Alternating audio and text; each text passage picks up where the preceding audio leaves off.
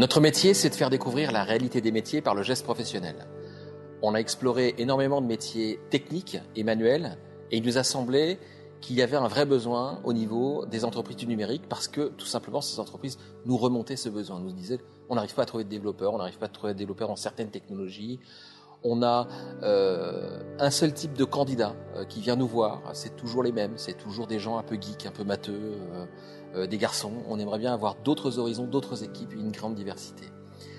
Et donc on a lancé le projet avec le Conseil régional Nouvelle-Aquitaine qui finance cette exposition, de créer une exposition sur les métiers du numérique. On a tout de suite pensé que sur un sujet comme celui-là, et dans l'air du temps, il fallait lancer ça sous la forme d'un escape game pour ajouter un enjeu, pour être aussi un peu la mode dans l'air du temps et permettre aux gens et plus particulièrement aux jeunes d'aborder ça de manière très ludique. La première phase a été de façon sporadique pendant 1 an de rencontrer des professionnels de toute la Nouvelle-Aquitaine pour faire remonter les besoins et la réalité un peu des métiers et des attentes des professionnels. Ça nous a permis ensuite de travailler sur un scénario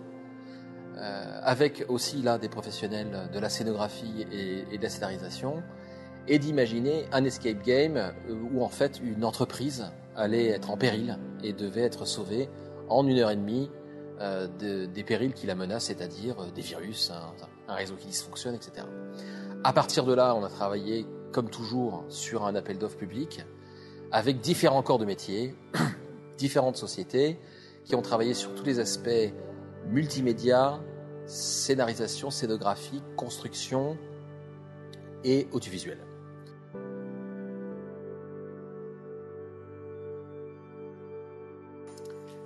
L'escape game se présente de la manière suivante. On visite une entreprise, une start-up qui s'appelle MyLink et qui s'apprête à lancer un nouvel objet connecté, puisque c'est son métier de créer des objets connectés, le bracelet Connect2, qui est un bracelet de montre qui a la particularité de reconnaître ses utilisateurs avec de l'identification et de la reconnaissance faciale. Très rapidement, durant la visite, alors qu'on commence à découvrir les métiers et tous les préjugés qu'il y a autour de ces métiers-là,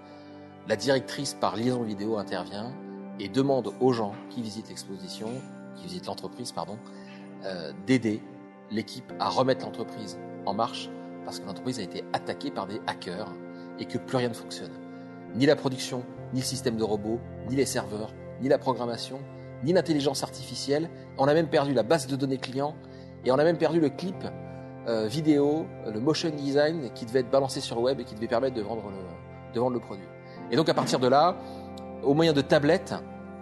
des tablettes d'ailleurs réservées aux animateurs et puis certaines réservées aux équipes, les tablettes tactiles guident les joueurs pendant toute la progression du jeu pour résoudre des énigmes très concrètes sur le fonctionnement d'un ordinateur, d'une carte mère, d'un serveur, d'une ligne de production, et puis des petits jeux ludiques pour découvrir les métiers numériques avec tout un tas de notions très concrètes.